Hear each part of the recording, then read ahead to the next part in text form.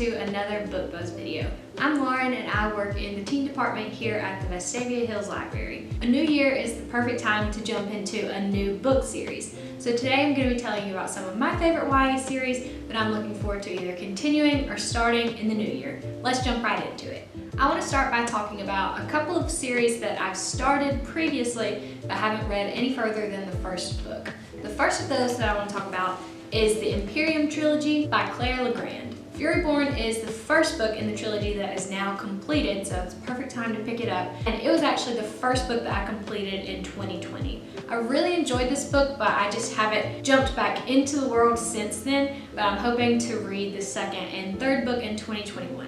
Let me tell you a little bit of the setup. So Goodreads blurbs Furyborn as a fantasy that follows two fiercely independent young women centuries apart who hold the power to either save their world or doom it. And I think that's a really good synopsis of this first book. Furyborn follows our two main characters, Riel and Eliana. The book starts with Riel saving one of her best friends who's being attacked by assassins and revealing herself to be one of two prophesied queens. These queens are the Blood Queen and the Sun Queen. Riel has to endure 7 different elemental trials to prove herself as the Sun Queen to her empire. Fast forward 1,000 years into the future and we're following Eliana. The legend of Queen Riel is just a fairy tale to Eliana and the people in her empire. She's a bounty hunter for the Undying Empire with a completely untouchable attitude. That is until her mother disappears. Eliana joins forces with a rebel captain to try and find her mother, but learns that the evil in the Undying Empire is even worse than she could have imagined. So this book is very high fantasy as far as YA goes. There is a lot of different world building happening. I was really excited to learn exactly what was going on throughout the story. And we do have alternating timelines. So not only are you learning about both Eliana and Riel's worlds, but you're also learning slowly about how these two women's stories intertwine. So I really enjoyed this first book. There's a big cliffhanger at the end, a huge plot twist that I didn't see coming, and I'm really excited to jump into the second book soon and hopefully the third after that. So if you're looking for something high fantasy that will really just kind of take you out of reality and you can dive all the way into, I would definitely recommend picking up Furyborn and then reading through the rest of the Imperium Trilogy. The next series that I want to talk about is perfect if you're looking for a light, fun read, and that's the Love and Gelato series by Jenna Evans Welch. I've already read Love and Gelato, the first book. I'm going to give you the setup for that today, but the second book that I'm hoping to pick up soon is Love and Luck.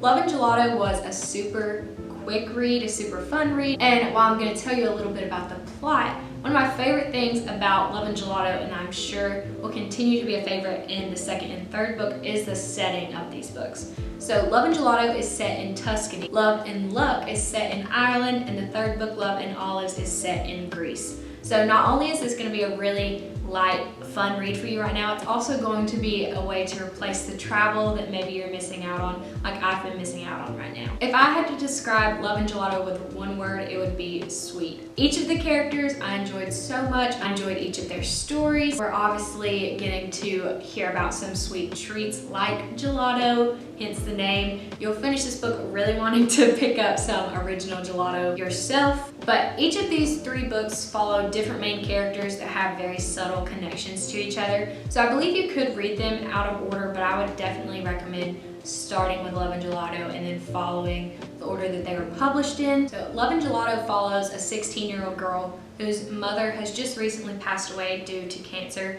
and her mother's dying wish was for her to travel to Tuscany and meet her father, who had not been in her life up to this point. So she does travel to Tuscany, she meets her father, she learns about a mystery that her mother maybe took to the grave with her. She's also making some friends and maybe juggling what it feels like to be in a relationship. So there are just so many different pieces of the plot coming together. Like I said, there is a little bit of mystery, but you also are getting that relationship, you're getting the travel, you're getting to see all of the sights in Tuscany. And I really love this book so much, and I'm expecting the second and third to be just as sweet and just as adventurous. So if you're looking for something sweet and easy and fun, I would definitely recommend picking up Love and Gelato by Jenna Evans Welch. Alright, now that I've told you about a couple of series that I have started, I want to tell you about a few that I haven't, but I'm really looking forward to. Starting with Scythe by Neil Shusterman. I've actually owned this book for a while now, and I've heard so many great things about it. Daniel, our department head here in the teen department, really loves this book series, so I have really high hopes when it comes to this series. Scythe is the first book in the Arc of the Scythe trilogy that again is now completed, so you won't have to wait for the next book to come out. You can plow right through all 3 of these books. But the setup for Scythe is that humanity has conquered pretty much any form of misery that has previously plagued society. So things like hunger, disease, even death are no longer issues for humans. Scythes are the only people who can end life, and it's their responsibility to help manage population control in society. Citra and Rowan are the 2 protagonists in Scythe, and they have both been chosen to serve in an apprenticeship to become the next Scythe, but neither are interested in having the position. Both of these characters have to master the art of taking a life while trying not to lose their own. So again, this is a fantasy series, and you might notice that as a little bit of a theme throughout this video. I definitely gravitate towards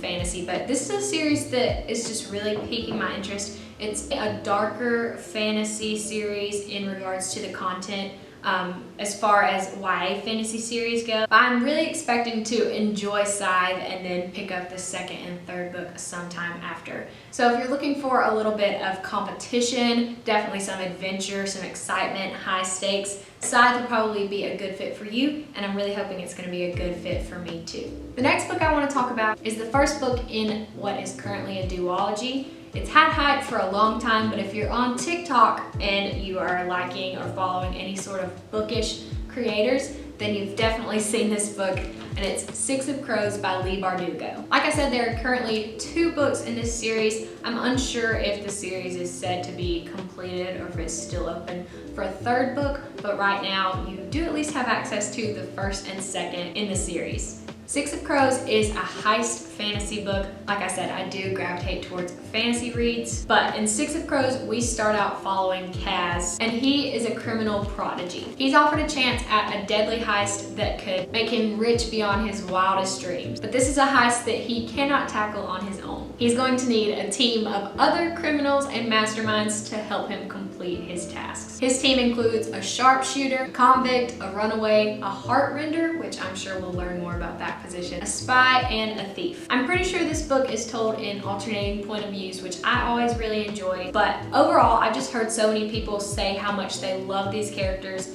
and how much this story keeps you on your toes, keeps you coming back for more. I think this is actually the 2nd series that Leigh Bardugo has written that's set in this world, so I'm excited to know that if I do love this series, I can get more of this world. So if heist and fantasy and criminal teenagers sounds like something that's right up your alley, you should definitely pick up 6 of Crows by Leigh Bardugo with me this year. And then the last book series that I want to talk about today is a cozy mystery series that will be perfect for fans of Sherlock Holmes. It's A Study in Charlotte by Brittany Cavallaro. This is the first book in the Sherlock Holmes series that I believe has 4 books thus far. I'm not 100% sure if the series is completed yet, but I know that there are 4 already available to us. This series follows Jamie Watson and Sherlock Holmes, and no, those names are not a coincidence. They meet each other at a Connecticut prep school, and their adventure follows suit. There's a tense energy when they meet because apparently they were destined to be rivals just based on their past experiences, but when a student dies on campus under circumstances that resemble Sherlock Holmes' stories a little too closely, Jamie and Charlotte are found to be framed as murderers. Charlotte is the only one that can clear their names, as she is currently a true crime mystery aficionado, but she needs Jamie's help in solving the mystery and finding out who the true killers are. This book is full of danger and clues and people that may or may not be trustworthy, and I'm so excited to dive into mystery. Sometimes mystery books are just exactly what I need to get me out of a reading slump. They always feel really comfortable to me. I'm hoping that A Study in Charlotte is going to feel just the same way. So if you are a fan of Sherlock Holmes and you're looking for a new mystery to sink your teeth into, look into the Sherlock Holmes series by Brittany Cavallaro. Okay, so those are the 5 YA series that I was so excited to share with you today. I hope that maybe at least one of the 5 sounds really interesting to you,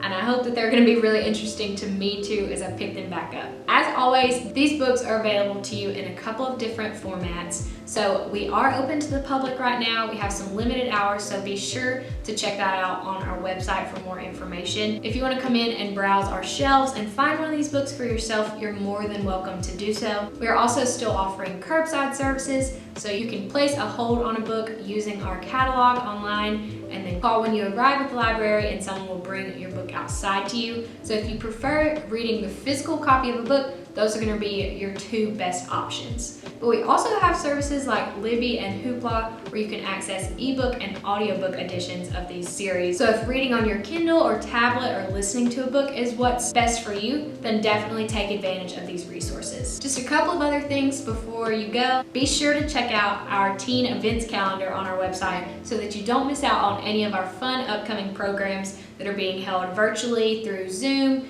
and through YouTube and other resources. You won't want to miss them. And as always, if there's anything that we can do for you, be sure to contact us by giving us a call or sending us an email. We'd be more than happy to help you out with finding a book or answering any questions that you may have about the library. Thanks so much for tuning into another Book Buzz video, and we hope to see you soon. Happy reading!